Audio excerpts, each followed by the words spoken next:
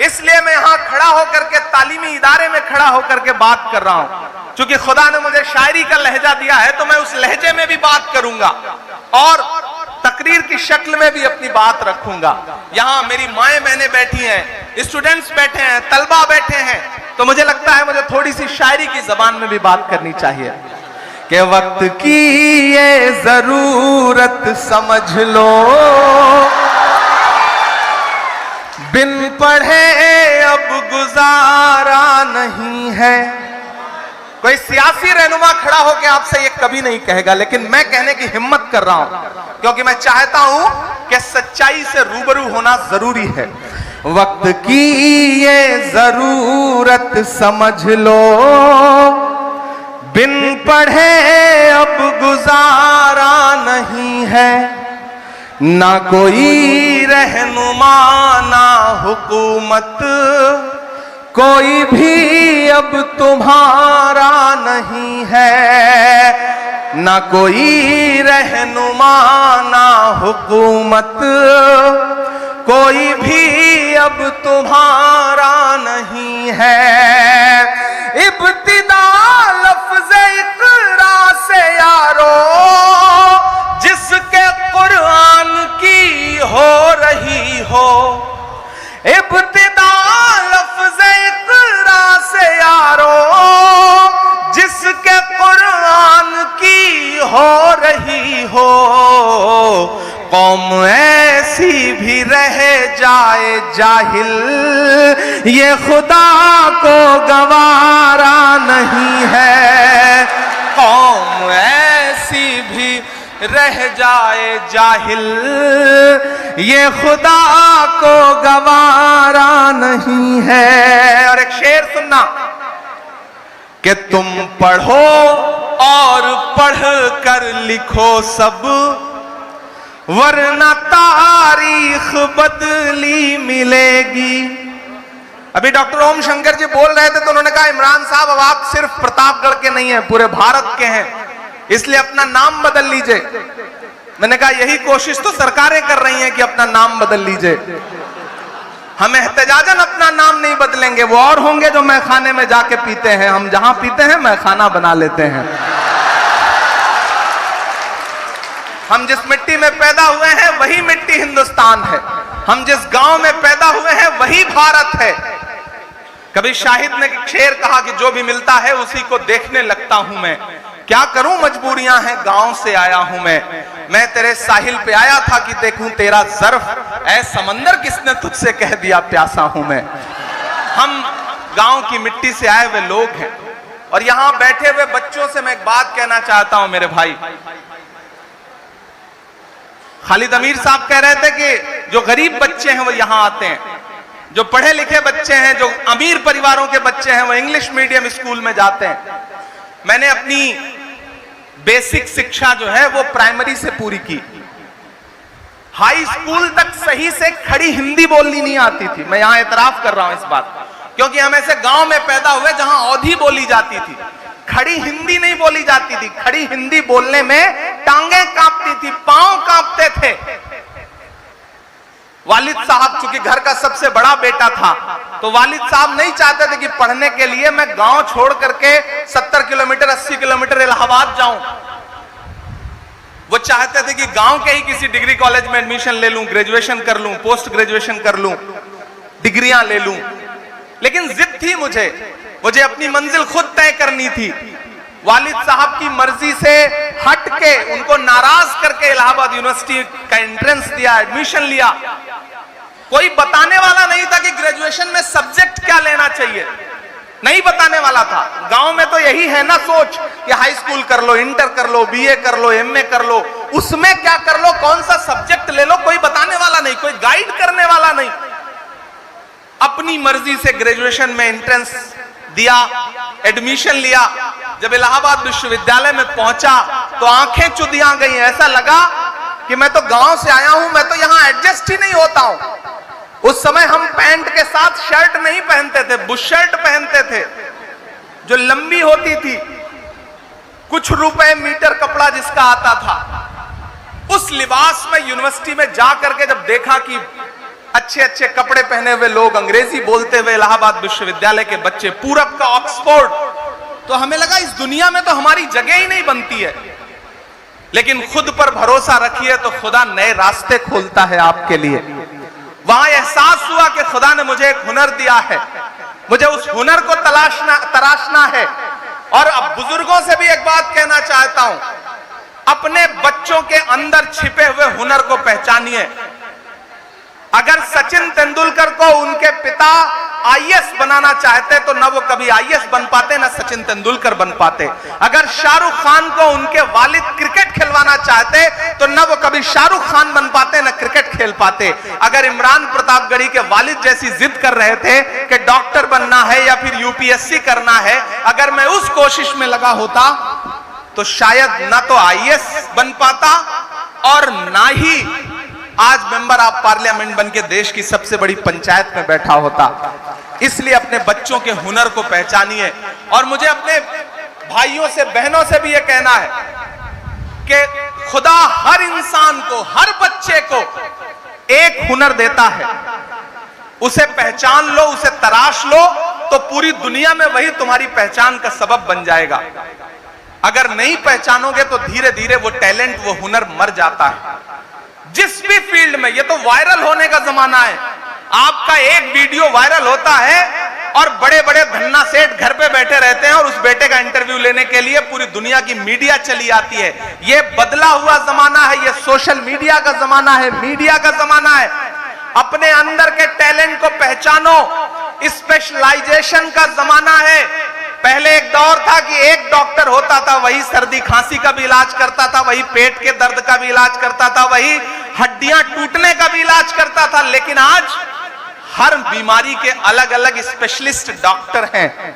यह स्पेशलाइजेशन का जमाना है। अपने अंदर के टैलेंट को पहचानो। और ये जो चारों तरफ सामाजिक तौर पे अन्याय हो रहा है और आपको लग रहा है कि इस सामाजिक अन्याय के दौर में आप कहां खड़े हैं, तो मैं आपसे यह कहना चाहता हूं। अभी मैं एक चैनल को इंटरव्यू दे रहा था तो मुझसे कहा गया कि इमरान साहब, अकलियतों के घरों के सामने बुलडोजर खड़े हैं, ट्रेनों में उनको लिंच करने की कोशिशें की जा रही हैं, आप क्या कहेंगे, आप कैसा हिंदुस्तान देखते हैं?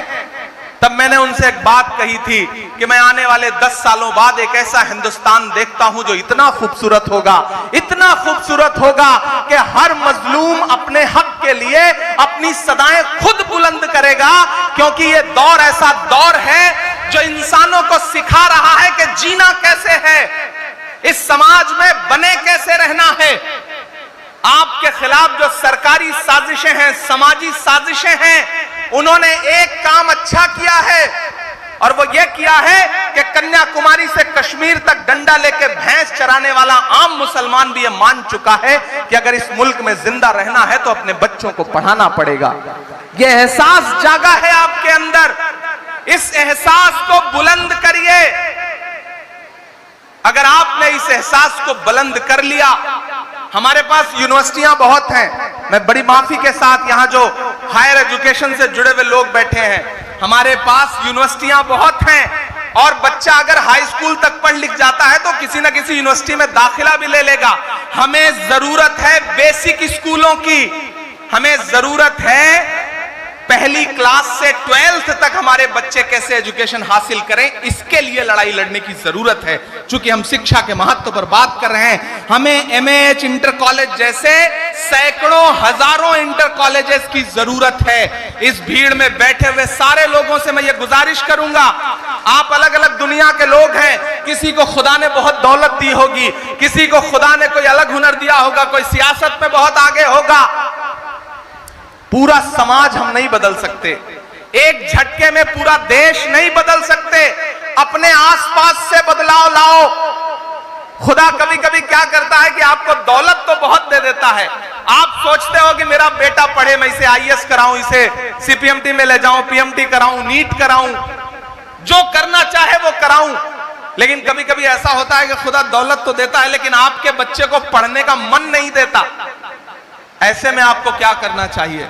ऐसे में सिर्फ एक काम करिए कि अपने आसपास, अपने मोहल्ले में, अपने इलाके में नजर दौड़ाइए। 2-4 बच्चे ऐसे निकल आएंगे जो पढ़ना चाहते होंगे लेकिन उनके पास पढ़ने के संसाधन नहीं है। उनके वालिदैन इस लायक नहीं है कि अपने बच्चे को आगे पढ़ा सकें, उन बच्चों को एडॉप्ट करिए, उनकी तालीम का खर्च उठाइए, उन्हें आगे ले जाइए। ये सबसे बड़ा कंट्रीब्यूशन होगा आपका सोसाइटी के लिए। समाज ऐसे ही सुधरता है, समाज ऐसे ही आगे बढ़ता है। हर एक उम्मीद को, हर एक, जब ये कहा जाता है ना कि चारों तरफ मायूसी का आलम है, चारों तरफ मुश्किलें हैं, इन मुश्किलों का हल कैसे निकलेगा? हर एक उम्मीद को लाजिम है एक जरखेज मायूसी। गाजीपुर के अदब नवाज लोगों, सुनना मेरी बात को, कि हर एक उम्मीद को लाजिम है एक जरखेज मायूसी। उजाला रात में होता है, जुगनू में नहीं होता। हर एक उम्मीद को लाजिम है एक जरखेज मायूसी। उजाला रात में होता है, जुगनू में नहीं होता। सहारा हो ना हो मैं नाव ले जाऊंगा साहिल तक, हुनर मल्लाह में होता है, चप्पू में नहीं होता। वो करना पड़ेगा, वो जज्बा आपको पैदा करना पड़ेगा। और इधर आपके खिलाफ साजिशें तो हैं, जानते हैं क्यों हैं? मुझे किसी ने एक दिन एक कहानी सुनाई। उसने कहानी सुनाई कि एक जुगनू जो है वो चमक रहा था, हर दिन जिस जंगल में रहता था वहां चमकता था, अपनी जिंदगी जी रहा था। एक दिन उसके पीछे एक सांप पड़ गया, सांप उसका पीछा ही ना छोड़े। जुगनू भागता रहा, सांप उसका पीछा करता रहा। जब जुगनू थक गया तो उसने सोचा मुझे सांप से बात करनी चाहिए कि मेरे पीछे क्यों पड़ा है। वो रुक गया, उसने पलट के सांप से कहा कि भाई मुझे निगलना चाहते हो लेकिन मेरे 2 सवालों का जवाब दे दो, फिर निगल लेना। सांप ने कहा अच्छा बताओ। तो उसने कहा ये बताइए आप जिस तरह की चीजें आप खाते हैं, जिस तरह के आप पतंगे खाते हैं, क्या मैं उसमें आता हूं? तो सांप ने कहा नहीं। तो जुगनू ने कहा सांप से ये बताइए मैंने आपका कोई नुकसान किया है? तो सांप ने कहा नहीं। तो बोला जब आपके मैं खाद्य श्रृंखला में भी नहीं आता, मैंने आपका कोई नुकसान भी नहीं किया, तो मुझे निगलना क्यों चाहते हो? तो सांप ने कहा मैं तुम्हें इसलिए निगलना चाहता हूं क्योंकि तुम चमकते बहुत ज्यादा हो। तो आपके साथ मसला यह है कि आप चमकते बहुत ज्यादा हैं, इसलिए लोगों की आंखों में चुभते भी बहुत ज्यादा हैं। यह हर दौर में होता रहा है। दुनिया के हर देश की पॉलिटिक्स 25 साल में एक नया शेप लेती है। हिंदुस्तान की पॉलिटिक्स भी एक नया शेप ले रही है। और इस नए शेप में आपने देखा कि कुछ महीने पहले हुए इलेक्शन में सियासत ने एक नया शेप लिया कि तमाम नफरतें किनारे खड़ी रहीं और मोहब्बत का नारा लगाने वाले लोग पूरी मजबूती के साथ आगे आए। बस उनका एक ही नारा था कि नफरत के बाजार में मोहब्बत की दुकान खोलनी है। तो मेरे भाई मैं आपसे ये गुजारिश करूंगा कि इस दौर में आगे आइए और ये जो बुलडोजर लेकर के आपका घर गिरा रहे हैं, ये जो जुल्म कर रहे हैं, इसको दर्ज करिए। तुम पढ़ो और पढ़ कर लिखो सब, वरना तारीख बदली मिलेगी। तुम पढ़ो और पढ़ कर लिखो सब, वरना तारीख बदली मिलेगी। अब कलम और कागज से बढ़कर दूसरा कोई चारा नहीं है। अब कलम और कागज से बढ़कर दूसरा कोई चारा नहीं है। गलतियां तो हुई हैं, हम जब अपना गिरेबान पकड़ के उस पर झांकेंगे तब शायद हमें एहसास होगा कि हमसे चूक तो हुई है, कहीं ना कहीं चूक तो जरूर हुई है। मैं एक मतला और 2 शेर सुनाता हूं, फिर आपसे थोड़ी सी संजीदा गुफ्तगू करूंगा कि आज तारीख है हैरान, कहां चूक हुई। सुनिएगा गाजीपुर वालों, और इसे घर लेकर के जाइएगा और रात की तन्हाई में जब सुकून से बैठिएगा तो सोचिएगा कि आपके हमउम्र एक बेटे ने, एक भाई ने आकर के बड़ी संजीदा सी एक बात कही है कि आज तारीख है हैरान, कहां चूक हुई। हमारी नस्लों का अलमिया क्या है हम अभी पिछले 300-400 साल से बाहर ही नहीं निकल पाए। हर चौराहे पे नवाब साहब बैठे हैं, हर चाय की दुकान पर शहंशाह बैठा हुआ है अपनी दुनिया में मस्त। समाज से कोई लेना देना नहीं है। मैं उसके लिए ये मिसरा पढ़ रहा हूं कि आज तारीख है हैरान, कहां चूक हुई सोचिएगा कभी सुल्तान, कहां चूक हुई सोचिएगा कभी सुल्तान, कहां चूक हुई। तुम पे दौलत भी है, तादाद भी, ताकत भी है,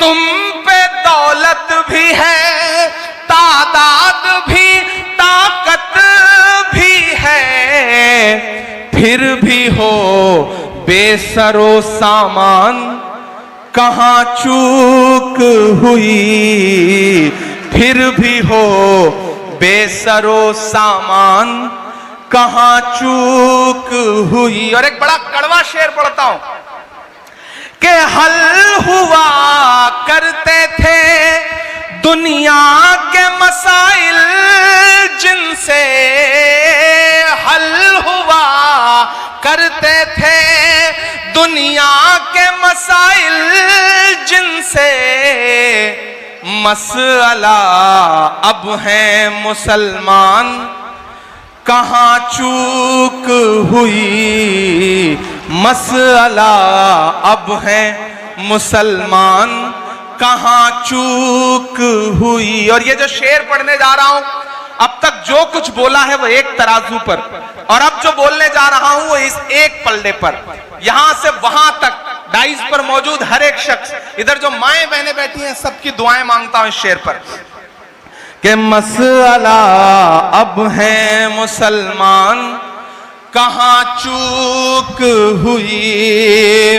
रह गया किस लिए तू इल्म हुनर में पीछे, रह गया किस लिए तू इल्म हुनर में पीछे, है तेरे पास तो कुरान, कहां चूक हुई, है तेरे पास तो कुरान, कहां चूक हुई। बस यही एक खराबी है मेरे अंदर भी, बस यही एक खराबी है मेरे अंदर भी, सोचता रहता हूं इमरान, कहां चूक हुई, सोचता रहता हूं इमरान, कहां चूक हुई। बहुत शुक्रिया, बहुत मोहब्बतें। एक बार जोरदार ताली बजाइए आप। मुझे पता है आप पिछले 4-5 घंटे से यहां बैठे हैं और मुसलसल भाषण सुन रहे हैं। गर्मी बहुत है, मैं भी पसीने से सराबोर हूं। रमेश सोज का शेर है कि नया पाने की चाहत में पुराना छूट जाता है, तुझे अपनाऊं तो मुझसे जमाना रूठ जाता है। मोहब्बत पढ़ने लिखने में बहुत आसान है, लेकिन मोहब्बत को निभाने में पसीना छूट जाता है। तो आप भी हमारी मोहब्बत में बैठे हैं, हम भी आपकी मोहब्बत में यहां खड़े हैं। मैंने कहा ना, मैं रात में शाम में लंदन से लौटा और सो भी नहीं सका था। हाँ, मैं वो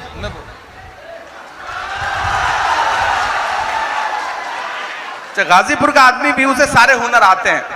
वो एक माला पहनाने आता है, माइक पर खड़े आदमी को लगता है कि माला पहनाने आया है, लेकिन नहीं, वो एक नज्म की फरमाइश लेके आते हैं। माला पहनाते हैं और कहते हैं माला हमने पहनाई है, अब इसके एवज में आपको एक नज्म पढ़नी पड़ेगी। ये गाजीपुर ही कर सकता है साहब। यहाँ का आदमी अपने आप में कमाल है। वो मैं एक दिन दिल्ली रेलवे स्टेशन में ट्रेन से उतरा, मेरे साथ मेरे एक दोस्त थे गाजीपुर के, वो खालिद अमीर साहब नहीं थे, दूसरे कोई थे। जब मैं उतरा तो बाहर भिखारी घूम रहा था, वो दौड़ करके आया, उसने कहा साहब 5 दिन से कुछ खाया नहीं है, खाने के लिए दे दीजिए।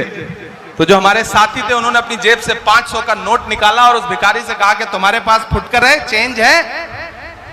तो उसने कहा साहब है। उसने अपनी जेब से तुरंत 400 रुपए के 100 के 4 नोट निकाले, बोले साहब चेंज है। तो उसका 400 देख करके गाजीपुर के भाई साहब ने उससे कहा कि जब तुम्हारे पास पैसा है तो जाओ उसी से कुछ खा लो, हमें देने की क्या जरूरत है। फिर अपना 500 पलट के जेब में रख लिया। ये हुनर गाजीपुर को आता है अल्हम्दुलिल्लाह। अल्लाह सलामत रखे। आप अपने लिए एक बार जोरदार ताली बजाएं। और मेरा मानना है,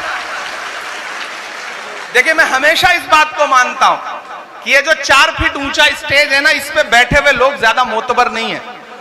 वो जो सामने नीचे 4 फीट बैठे लोग हैं, ये ज्यादा मोतबर लोग। देखिए अपनी तारीफ सुन के आदमी कैसे ताली बजाता है। मैं बताता हूं क्यों है। मेरा मानना है किसी भी प्रोग्राम में जिस तरह तराजू होती है तो उसके 2 पलड़े होते हैं ना, तो यहां भी 2 है।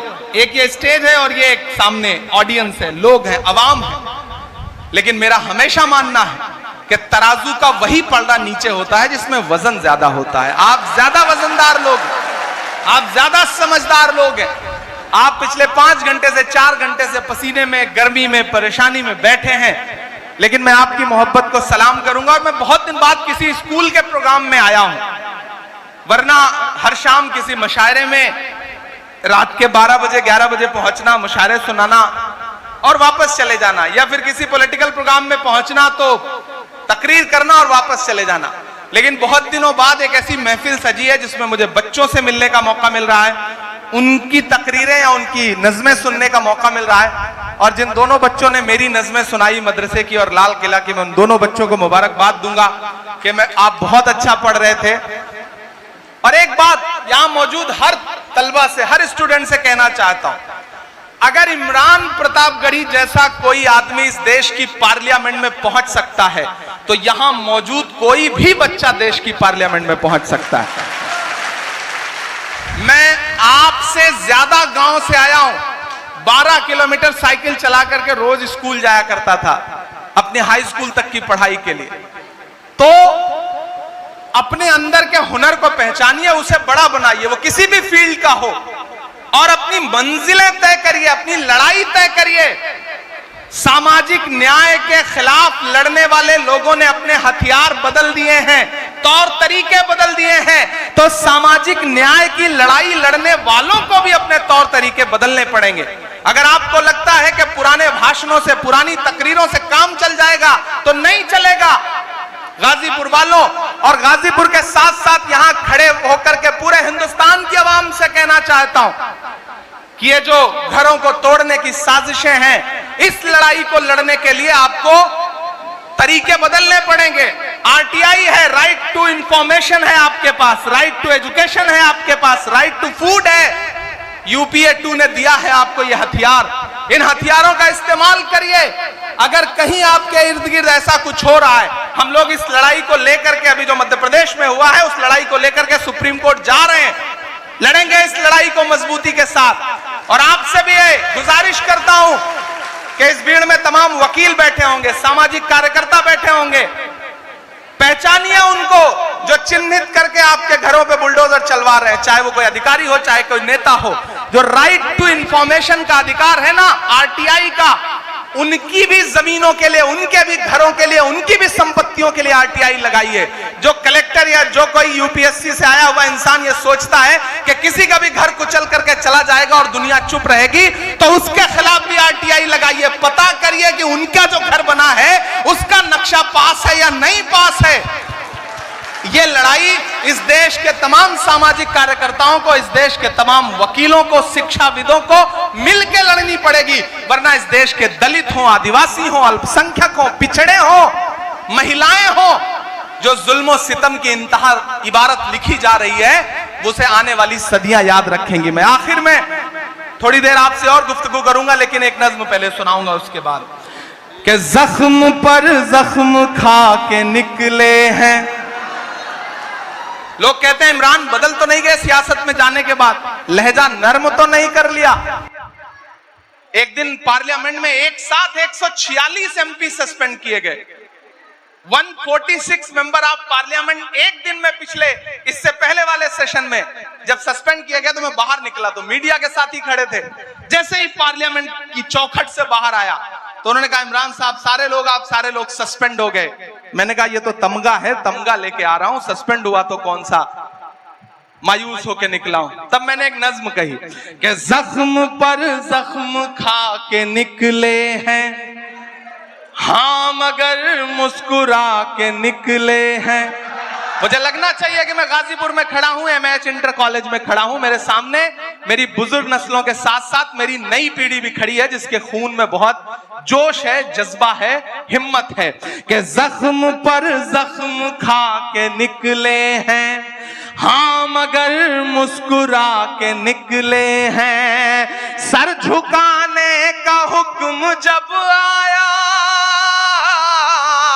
तैयार रहना अगले मिसरे पे, कि सर झुकाने का हुक्म जब आया और भी सर उठा के निकले हैं, नारे हक लगा के निकले हैं। थक गए क्या आप? थक गए मुझे ऐसा लग रहा है, तो मुझे लगना चाहिए कि आप थके नहीं हैं। जख्म पे जख्म खा के निकले हैं, हाँ मगर मुस्कुरा के निकले हैं। सर झुकाने का हुक्म जब आया और भी सर उठा के निकले हैं, नारे हक लगा के निकले हैं, नारे हक लगा के निकले हैं। कि सच का नारा बुलंद करते हैं। शायर इशारे में अपनी बात कहता है, और अगर लगे कि बात आया हो गई है तो मुझे सुन के बताना गाजीपुर वालों। कि सच का नारा बुलंद करते हैं, झूठ को नापसंद करते हैं, झूठ को नापसंद करते हैं। सच का नारा बुलंद करते हैं। हाकिमे वक्त से अदावत है, हाकिमे वक्त से अदावत है, वो हमें कम पसंद करते हैं, वो हमें कम पसंद करते हैं। झूठ के हाकिमों के चेहरे पर आईना हम दिखा के निकले हैं, नारे हक लगा के निकले हैं, जख्म पे जख्म खा के निकले हैं। आखिरी बंद पढ़ता हूं इस नज्म का। कि जुल्म की रात से नहीं डरते। सलाम गाजीपुर आपको, बस इससे ज्यादा कुछ नहीं कहूंगा, बस सलाम करता हूं और ये मिसरे पढ़ता हूं। कि जुल्म की रात से नहीं डरते, सख्त हालात से नहीं डरते, जुल्म की रात से नहीं डरते, सख्त हालात से नहीं डरते। तुमको तारीख ये बता देगी, तुमको तारीख ये बता देगी, हम किसी बात से नहीं डरते, हम किसी बात से नहीं डरते, जुल्म की रात से नहीं डरते, सख्त हालात से नहीं डरते। तुमको तारीख ये बता देगी, हम किसी बात से नहीं डरते।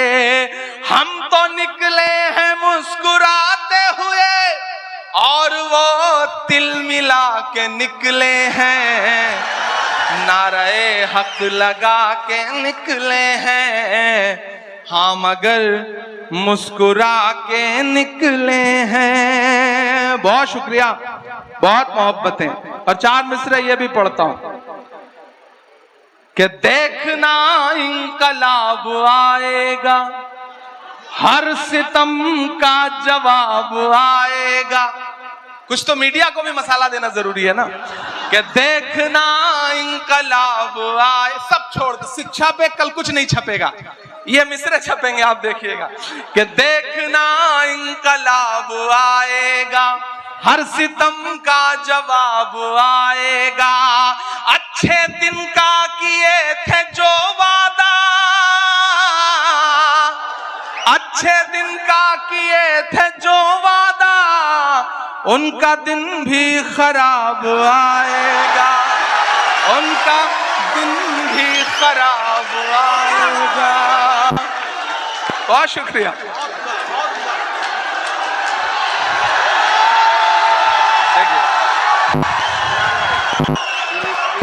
हाँ मैं पढ़ दूँ।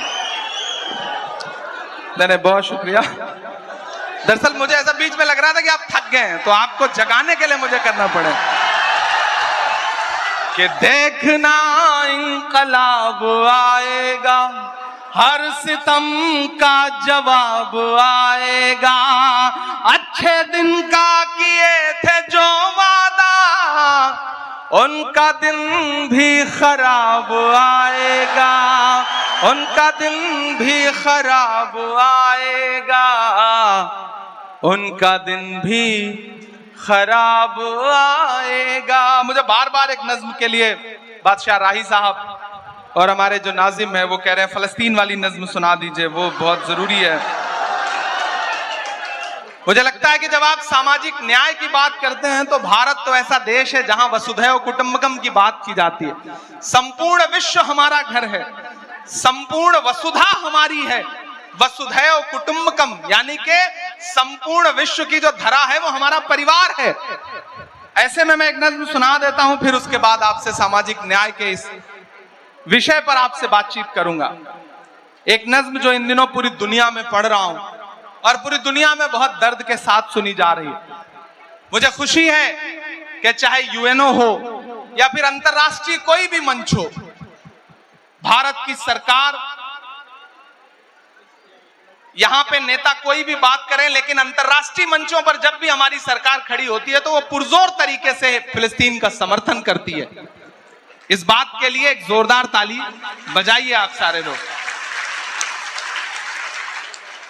आयरन लेडी स्वर्गीय इंदिरा जी के जमाने से जो भारत और फलस्तीन के रिश्ते शुरू हुए थे, वो रिश्ते बड़े गाढ़े हैं और मुझे लगता है कि भारत की जो विदेश नीति है वो विदेश नीति हर मजलूम राष्ट्र के साथ खड़े होने की नीति है, जो पंडित जवाहरलाल नेहरू जी ने, राजीव जी ने, लाल बहादुर शास्त्री जी ने शुरू की थी, उसे आगे ले जाने की जरूरत है और कुछ हद तक ये सरकार भी उसका समर्थन करती है, उसी नीति पे चलती है।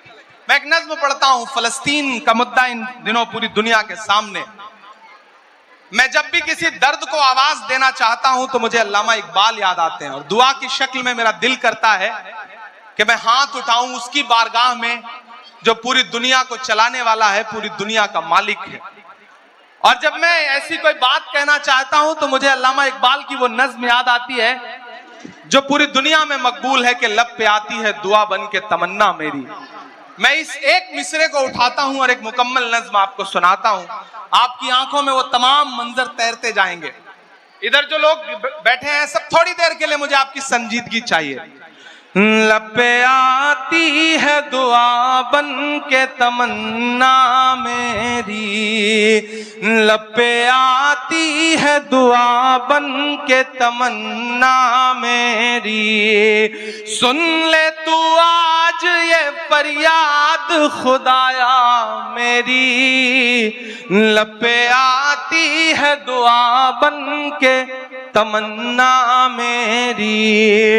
तेरे महबूब ने जिस सिमत किए थे सजदे, तेरे महबूब ने जिस सिमत किए थे सजदे, हुक्म से तेरे वो अस्हाबे नबी के सजदे, हुक्म से तेरे वो अस्हाबे नबी के सजदे, सैकड़ों गम लिए सीने में है गमगीन खड़ा, सैकड़ों गम लिए सीने में है गमगीन खड़ा, अब फकत तेरे भरोसे है फलस्तीन खड़ा, अब फकत तेरे भरोसे है फलस्तीन खड़ा।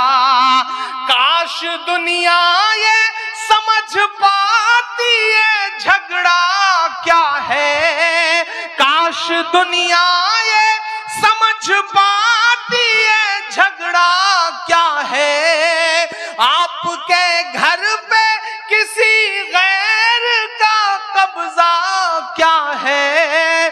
तू जो चाहे तो हर एक बात को बेहतर कर दे, एक नजर डाल के हालात को बेहतर कर दे। लब पे आती है दुआ बन के तमन्ना मेरी। मैं जहां जहां गया मैंने इस नज्म को पढ़ा, चूंकि मैं खुद इस नज्म को कहते हुए बहुत रोया, तो मेरे साथ लोग गुनगुनाने लगते हैं। तो मुझे लगता है कि आपके मिसरे की हद ये है कि आखिरी आदमी तक को आपका अगर मिसरा याद है तो किसी शायर के लिए इससे बड़ी कमाल की बात कुछ नहीं हो सकती। मैं पढ़ता हूं अगला बंद इस नज्म का। लब पे आती है दुआ बन के तमन्ना मेरी, अब कहीं भी नहीं सुनवाई है मेरे मौला, सारी दुनिया ही तमाशाई है मेरे मौला, सारी दुनिया ही तमाशाई है मेरे मौला। जो तेरे नाम पे लड़ते हैं अगर हारे तो इसमें हम सब की भी रुसवाई है मेरे मौला। उनकी उजड़ी हुई बस्ती की सदाएं सुन ले ऐ खुदा, क़िबले अव्वल की दुआएं सुन ले। तू जो चाहे तो बुरा वक्त भी टल जाएगा, रात की कोख से सूरज भी निकल आएगा। लब पे आती है दुआ बन के तमन्ना मेरी। आखिरी बंद पढ़ता हूं इस नज्म का कि दुध मुहे बच्चों के भी ख्वाब हुआ करते हैं, दुध मुहे बच्चों के भी ख्वाब हुआ करते हैं, जंग करने के भी आदाब हुआ करते हैं, जंग करने के भी आदाब हुआ करते हैं। हम नहीं कहते हमें कोई पैगंबर दे दे, जो फकत तेरे ही आगे झुके वो सर दे दे। लश्करे फील जहालत पे उतर आया है, लश्करे फील जहालत पे उतर आया है। ऐ खुदा फिर से अबाबीलों को कंकर दे दे। कौन कहता है कि जो भारत का पैगाम है, कौन कहता है कि नफरत से चलेगी दुनिया, तू दिखा दे कि मोहब्बत से चलेगी दुनिया, तू दिखा दे कि मोहब्बत से चलेगी दुनिया। लब पे आती है दुआ बन के तमन्ना मेरी। बहुत शुक्रिया, बहुत मोहब्बतें। और आखिर में गाजीपुर वालों आपसे बस इतना कह रहा हूं कि सामाजिक न्याय की लड़ाई में ही नहीं बल्कि जिंदगी के हर मोड़ पर शिक्षा का जो महत्व है उस महत्व को समझना पड़ेगा। अपने बच्चों को पढ़ाने का जज्बा पैदा करिए और ये 4 मिसरे मेरे घर लेकर के जाइए कि इस तरह हौसले आजमाया करो, मुश्किलें देख कर मुस्कुराया करो, मुश्किलें देख कर मुस्कुराया करो। दो निवाले भले कम ही खाया करो, अपने बच्चों को लेकिन पढ़ाया करो, अपने बच्चों को लेकिन पढ़ाया करो। शिक्षित होइए, संगठित होइए। कभी डॉक्टर बाबा साहब अंबेडकर ने कहा था ना कि शिक्षा वो शेरनी है कि जिसका दूध जो कोई भी पिएगा वो दहाड़ेगा। तो अगर दहाड़ना चाहते हो, समाज में इज्जत के साथ रहना चाहते हो, तो शिक्षित बनो। बिना शिक्षा हासिल किए, बिना पढ़े, इसलिए मत पढ़ो कि नौकरी मिल जाएगी। सिर्फ नौकरी का मकसद बना के मत पढ़ो, इसलिए पढ़ो कि समाज में इज्जत के साथ जीना है। और अगर किसी के साथ जुल्म हो रहा है, वो कोई भी हो, वो दलित हो, पिछड़ा हो, आदिवासी हो, महिलाएं हो, युवा हो, अगर उनके साथ जुल्म हो रहा है तो अपने इल्म का इस्तेमाल उस जुल्म को रोकने के लिए करो। अल्लाह के रसूल ने कहा है ना कि इल्म हासिल करो चाहे चीन तक जाना पड़े। तो चीन जाने से मुराद मुझे लगता है उस दौर में यही थी कि कितनी भी मुश्किल आए, कितना भी दूर जाके इल्म हासिल करना पड़े, लेकिन इल्म हासिल करो और डरना बंद करो। आखिर में डरना बंद करो। हुकूमत यह दिखाना चाहती है कि तुम्हारी चूड़ी टाइट कर रहे हैं इसलिए लोग खुश हो रहे हैं। एक तबका है ना जो इस बात पे खुश है कि तुम्हारी चूड़ी टाइट हो रही है। नहीं, डरना बंद करो। एक बुरा दौर आया है, टल जाएगा। वक्त का क्या है, एक दिन बदल जाएगा, बदल जाता है वक्त। और जो डराने की साजिशें लेके बैठे हैं उनसे बस इतना कह के जाता हूं कि मत समझना डराने से डर जाएंगे। मैंने कहा ना, मैं वीर अब्दुल हमीद की सरजमीन पे खड़ा हूं। मैं ब्रिगेडियर उस्मान से लेकर के डॉक्टर मुख्तार अंसारी की सरजमीन पे खड़ा हूं। मैं राम उग्रा पांडे की सरजमीन पे खड़ा हूं। तो ये मिसरे पढ़ के जाता हूं कि मत समझना डराने से डर जाएंगे। खालिद अमीर साहब ने हमें चाय तक नहीं पिलाई है अभी, लेकिन आपको नाश्ता कराने जा रहे थे। ये कमाल है खालिद अमीर साहब का कि स्टेज पर चाय, अच्छा चाय नहीं पिलाई तो चलो ये काम तो ठीक ही किया, चाय वाला कोई मसला न रह जाए तो ज्यादा ठीक है। देखिए, मैं तो आजकल एक काम करता हूं विश्व विजय भाई, तो राजनीतिक आदमी है, कभी कभी इस तरह की टिप्पणियां भी जरूरी है कि मैं कहीं किसी होटल पे, किसी ढाबे पे या किसी भी बच्चे को चाय ला करके सर्व करते हुए देखता हूं तो मैं कोशिश करता हूं कि उसे ले जाके किसी स्कूल में एडमिशन दिलाऊं ताकि वो आगे चल करके मुल्क का भविष्य ना खराब कर सके, वो पढ़े लिखे ताकि। कि मत समझना डराने से डर जाएंगे। गाजीपुर के खून का जो उबाल है ना, जो इस मिट्टी का तेवर है ना, जो सरहदों की हिफाजत में खड़ा हुआ गाजीपुर का कोई भी लाल इस बात की परवाह नहीं करता कि सामने टैंक है या पैटर्न टैंक है या कौन है, वो अपनी जान की बाजी लगा करके भारत की सरहदों की हिफाजत करता है। मैं उस मिट्टी में खड़ा होकर के आखिर में आपको पुकारता हूं और ये मिसरे पढ़ता हूं, आपकी तालियों के शोर के साथ विदाई मांगता हूं कि मत समझना डराने से डर जाएंगे। अपनी बातें कहना सीखिए, पढ़िएगा तो अपनी बातें कहना भी सीखिएगा। कौन सी बात कहां कैसे कही जाती है, ये सलीका हो तो हर बात सुनी जाती है। मैं जब आया मेंबर ऑफ पार्लियामेंट बनके तो मैं ओथ लेने गया, तो मैंने हिंदी में शपथ ली। तो उस समय तत्कालीन उपराष्ट्रपति थे वेंकैया नायडू जी। उन्होंने मुझे बुलाया अपने चैम्बर में और बुला के मुझसे कहा कि मैंने बहुत दिन बाद किसी युवा को इतनी शुद्ध हिंदी बोलते हुए देखा। तो मैंने कहा सर मैं हिंदी साहित्य का विद्यार्थी हूं। तो वो और चौंके, बोले तुम तो शायर हो।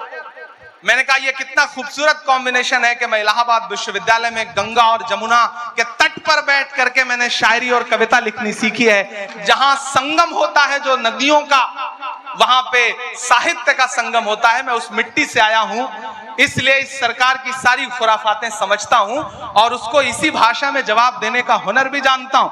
एक दिन महिला सशक्तिकरण पे बात हो रही थी तो मैं खड़ा हुआ बोलने के लिए। तो मैंने कहा यत्र नार्यस्त पूज्यन्ते रमन्ते तत्र देवता। जब मैंने संस्कृत का सूत्र वाक्य सुनाया तो भाजपा के एक नेता बाद में मुझे सदन खत्म होने के बाद मिले, बोले इमरान आप संस्कृत का श्लोक सुना रहे हो। मैंने कहा इसमें कौन सा कमाल है भाई, मैं हिंदी साहित्य का पढ़ा हुआ हूं। अभी तो मैंने एक श्लोक सुनाया है, आपने महिलाओं के खिलाफ अत्याचार बंद नहीं किए तो और भी श्लोक सुनाऊंगा आपको। तो आपको शिक्षित इसलिए भी होना है कि दुनिया को समझने के लिए पढ़ोगे नहीं तो कैसे आगे बढ़ोगे। इसलिए मेरी गुजारिश है भाइयों और खास तौर से युवा साथियों कि अपनी मंजिलें तय करो, पढ़ो और डरना बंद करो और हुकूमतों से ये कहो कि मत समझना डराने से डर जाएंगे,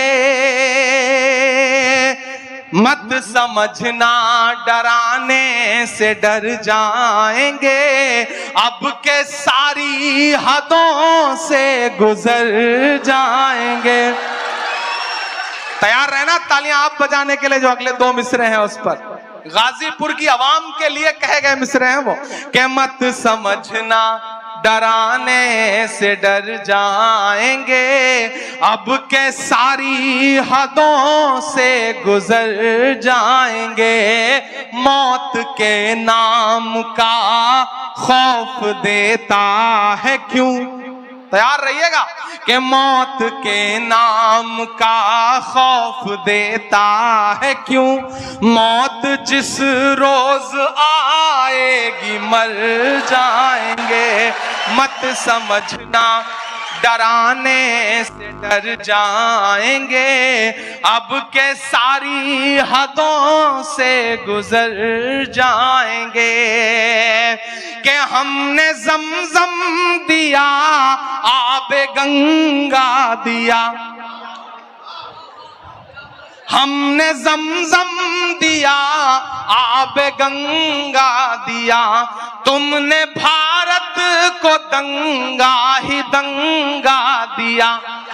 और अगले जो 2 मिसरे हैं जिन्होंने अब तक हाथ नहीं खोले होंगे उन्हें भी कसम देता हूं अगर तालियां रोक पाइएगा तो रोकिएगा कि हमने जमजम दिया आबे गंगा दिया, तुमने भारत को दंगा ही दंगा दिया, तुमने एक रंग के ख्वाब देखे मगर, तुमने एक रंग के ख्वाब देखे मगर, हमने हिंदुस्तान को तिरंगा दिया।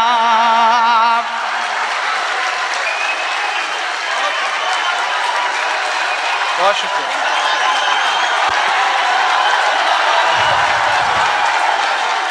बहुत शुक्रिया।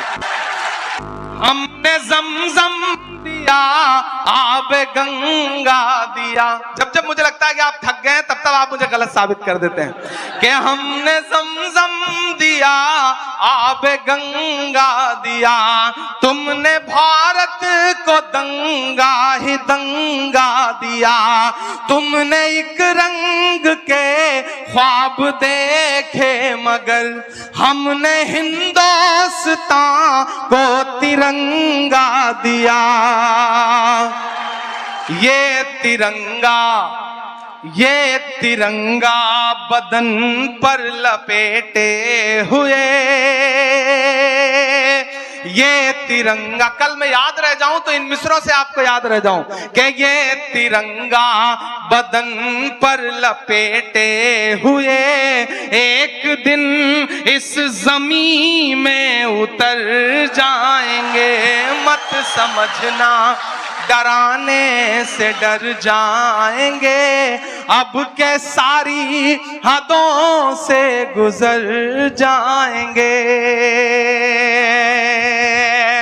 ये तिरंगा बदन पर लपेटे हुए एक दिन इस जमीन में उतर जाएंगे। और ये मिसरा सुनिएगा कि ख्वाब तू देखने लग गया कौन से, तेरी ख्वाहिश है अब सब रहे मौन से, बात इतनी सी है कोई समझाइए, हमने झेले हैं दुनिया में फिरौन से,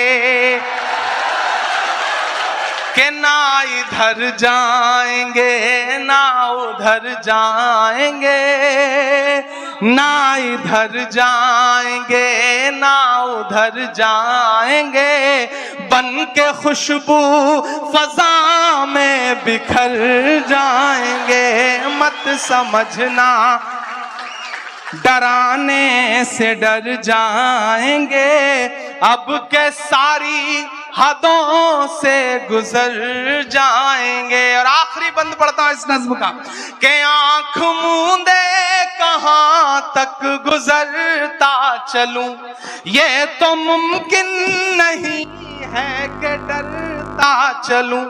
आंख मूंदे कहां तक, आंख मूंदे कहां तक गुजरता चलूं, ये तो मुमकिन नहीं है कि डरता चलूं। मैं के शायर भी हूं और मुअर्रिख भी हूं, मैं के शायर भी हूं और मुअर्रिख भी हूं। जुल्म जितने भी हों दर्ज करता चलूं, आंसुओं की गवाही से लिखता रहूं, खून दिल की सियाही से लिखता रहूं, आंसुओं की गवाही से लिखता रहूं, खून दिल की सियाही से लिखता रहूं। हमने जो कह दिया कह दिया कह दिया, अब ये मुमकिन नहीं कि मुकर जाएंगे।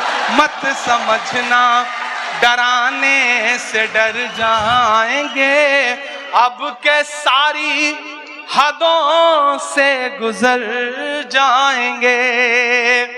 वारिस हसन साहब, खालिद अमीर साहब और पूरी इंतजामिया कमेटी और खास तौर से इस कॉलेज के जो टीचर्स हैं, मैं सबका नाम नहीं जानता, लेकिन मैं उनको खुसूसी तौर पर मुबारकबाद देता हूं। मैं जानता हूं कि एक इवेंट करना कितना मुश्किल काम होता है, और इस तरह से जिसमें सियासत के भी रंग हो, अदब के भी रंग हो और कल्चरल प्रोग्राम भी हो, उसे संजोना बहुत मुश्किल काम होता है। लेकिन खालिद अमीर साहब का मुबारकबाद के ये मुझे बुला के नहीं लाए, ये मुझे पकड़ के लाए। मतलब मैं ये जुमला इस्तेमाल कर रहा हूं, एक होता है पकड़ के बुलाना। मैं लंदन था और दिन में 3 फोन इनके इस बात के आते थे कि आपकी फ्लाइट कब लैंड करेगी, आप देर ना कर दें, फ्लाइट डिले ना हो जाए। मैंने कहा इतना परेशान मत होइए, इंशाल्लाह गाजीपुर वालों से एक जज्बाती रिश्ता है, तो मैं उस रिश्ते को निभाने के लिए जरूर पहुंचूंगा, चाहे जैसे पहुंचूं। मैं आपके बीच में हाजिर हुआ, यहाँ जो आवाम बैठी है और स्टूडेंट्स जो बैठे हैं, उन सबका बहुत शुक्रिया अदा करता हूँ। मैं महाराष्ट्र से मेंबर ऑफ पार्लियामेंट हूँ, तो अपना बजट यहाँ कुछ नहीं दे सकता, ये मेरी एक मजबूरी है। अगर मैं उत्तर प्रदेश से मेंबर ऑफ पार्लियामेंट होता तो मेरी कोशिश होती तो मैं 1 साल का पूरा 5 करोड़ इस इंस्टीट्यूशन को दे देता। लेकिन मैं ये एक वादा आपसे खालिद अमीर साहब ये करता हूं कि आप दिल्ली आइए, चूंकि मेरी कलम यहाँ के लिए फंड नहीं दे सकती, मैं सिर्फ महाराष्ट्र के लोगों को फंड दे सकता हूं। लेकिन ऐसे कई राज्यसभा मेंबर ऑफ पार्लियामेंट हैं जो हमारे साथ उत्तर प्रदेश के हैं और हमारे साथ हैं, हम उनके कहीं काम आ जाते हैं, हम उनसे कोई काम ले लेंगे। तो आप आइए, जिस तरह से एक हॉल यहाँ पे आपने बनाया है गर्ल्स ब्लॉक के लिए, बच्चियों की तालीम के लिए, और भी कुछ आप करना चाहते हैं तो मुझे बताइए। मैं खुद भले ना दे पाऊं, लेकिन फकीर सबके लिए इंतजाम रखते हैं। मैं इस कॉलेज के लिए कुछ ना कुछ जरूर दिलवाऊंगा, ये आपसे वादा कर रहा हूं। एक ऐसा फंड, एक ऐसी रकम जिससे यहाँ पे कोई हॉल बन सके, कोई लाइब्रेरी बन सके, मैं अपनी तरफ से ये वादा कर रहा हूं। और दुआ करिए, जैसा उमर साहब कह रहे थे, आने वाला वक्त ऐसा हो कि मुल्क के सियासी हालात करवट लेगी, तो आपकी दुआ रही तो आपका ये भाई इस पोजीशन में भी होगा कि इस कॉलेज को कुछ बहुत बड़ा दे सके। और ऐसा होगा, जरूर होगा, ये मुझे पूरा यकीन है। और उस दिन एमएच इंटर कॉलेज में आके मैंने जो वादा किया, यहाँ खड़े होकर के जो आपसे गुफ्तगू की है, उसके लिए आप आइएगा और मुझे याद दिलाइएगा, मैं इंशाल्लाह खड़ा मिलूंगा। और आप सब साथियों से गुजारिश है, अपने बच्चों को पढ़ाइए। अगर आपके बच्चे का पढ़ने में मन नहीं है तो अपने आसपास के किसी बच्चे को पढ़ाइए, क्योंकि शायद वो पढ़ना चाहता हो और उसके पास पढ़ने के रिसोर्सेज ना हो। बेसिक स्कूल बनाइए, यूनिवर्सिटियां बहुत हैं, बेसिक स्कूल की जरूरत है। बेसिक स्कूल में बच्चों को भेजना शुरू करिए। और इमरान प्रतापगढ़ी आपकी दुआओं की वजह से देश की पार्लियामेंट का हिस्सा है। मुझे याद है कि 2019 में जब राहुल गांधी जी ने मुझे बुलाया तो उन्होंने 3-4 मुलाकातों के बाद मुझे लगा कि ये आदमी वो आदमी है जिसके साथ इस देश की सियासत में सामाजिक न्याय की लड़ाई लड़ी जा सकती है। मैं राहुल गांधी जी के कदम से कदम मिला करके पूरे हिंदुस्तान में चल रहा हूं, लड़ रहा हूं। तो मैं आपसे ये गुजारिश करूंगा कि जो भरोसा आपने जता रखा है उस भरोसे को मजबूत रखिएगा, और बदन में जो भी लहू है तेरी अमानत है, जहां जहां हो जरूरत वसूल कर लेना। मैं इमरान प्रतापगढ़ी हूं तो आपकी दुआओं के सदके में हूं, वरना मुझ में ऐसा कुछ नहीं था कि मैं वहां जाकर के आपकी खिदमत कर पाता। आपकी दुआओं ने बड़ा बनाया है। एक बार फिर से आप सभी साथियों का बहुत सारा शुक्रिया। इंशाल्लाह ये इंस्टीट्यूशन, ये कॉलेज जब भी मुझे आवाज देगा मैं सब कुछ छोड़ करके यहां आऊंगा, ये मेरा आप सबसे